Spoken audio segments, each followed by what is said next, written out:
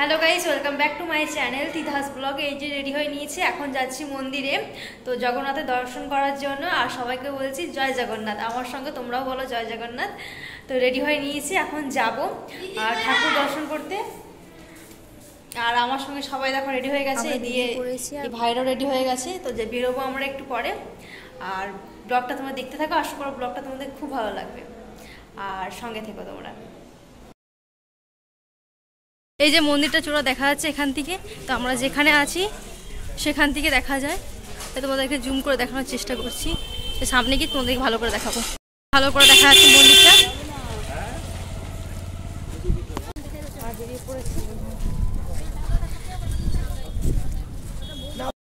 মন্দিরে phone allow নেই, তাই একটু একটু ব্লগ করার চেষ্টা করেছি। আমার ফোনটা জমা দিয়ে চলে যাবো মন্দিরের ভেতরে।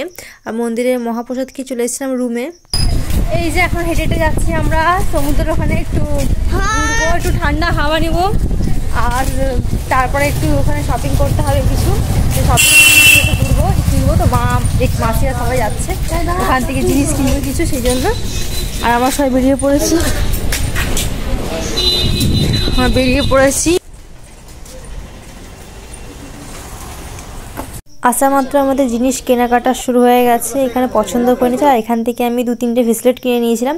তারপর ব্যাগ দোকানে চলে এসেছি, এখানে মাসিটা ব্যাগও নিয়ে নিয়েছে, আর আমিও একটা ব্যাগ নিয়ে নিয়েছিলাম।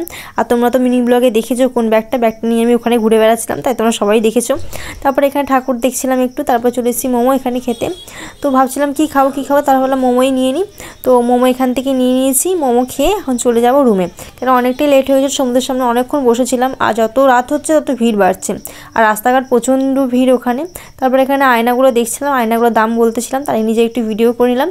তারপর রাত্রে আসার পরে মন্দিরের ভিউ দেখতে গেছিলাম যে রাত্রেবেলা কেমন লাগে। এখন চলে যাব রুমে। তো আজকের ব্লগটি এই পর্যন্ত, তোমাদের সঙ্গে দেখা হচ্ছে নেক্সট ব্লগে। বাই।